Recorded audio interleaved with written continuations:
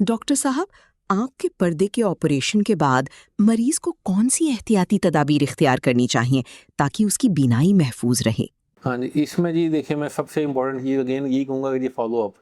जो है आपका रेगुलर फ़ॉलो-अप जो है वो बहुत ज़रूरी है कि आप अपने जो भी मुआलिज हैं उनसे बाकायदगी से मिलते रहें, वक़्तन-फ़वक़्तन कम से कम महीने या 1.5 माह बाद एक बार ज़रूर अपना जो है, जो भी आपके सर्जन हैं उनसे राब्ता करें, उनको अपनी आँख दोबारा चेक करवाएँ कि कोई ख़राबी कहीं पे पैदा हो तो नहीं रही। तो सबसे ज़रूरी चीज़ तो यही है कि अगर बहुत, क्योंकि पर्दे के ऑपरेशन के बाद बहुत सारी चीज़ों को हमें देखना होता है कि खुदा न ख़ास्ता इसमें कोई सफ़ेद मोतिया बन रहा है, कोई काला मोतिया बन रहा है, या अगर पर्दा किसी एक जगह से दोबारा तो नहीं उखड़ रहा, या कोई और कॉम्प्लिकेशन तो नहीं, कहीं से खून कोई ब्लड वेसल लीक ना कर रही हो, या कोई और कॉम्प्लिकेशन ना बन रही हो। तो इसलिए जो है इसके लिए रेगुलर फ़ॉलो-अप सबसे ज़रूरी चीज़ है। तो आप अपने मुआलिज से बाकायदगी से साथ फ़ॉलो-अप करते रहें जब तक कि वो आपको वक़्तन फ़वक़्तन वो जो है आपको जो टाइम बढ़ा देंगे कि जब शुरू में आप हो सकता है 1 माह बाद में 2 माह बाद, फिर 3 माह, 6 माह बाद, लेकिन आपको ये फ़ॉलो-अप लाइफ़ टाइम के लिए चाहिए होगा कि लाज़मी अपने मुआलिज को जो है ना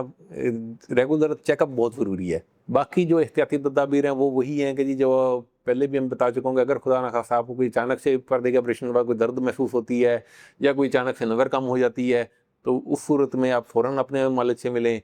और बाकी जो पर्दा एक बार उखड़ गया है तो उसमें जब ऑपरेशन के बाद आपने अपने आँख की हिफाज़त करनी है कि आँख पे कोई चोट ना आए, कोई बहुत ज़्यादा प्रेशर ना आए।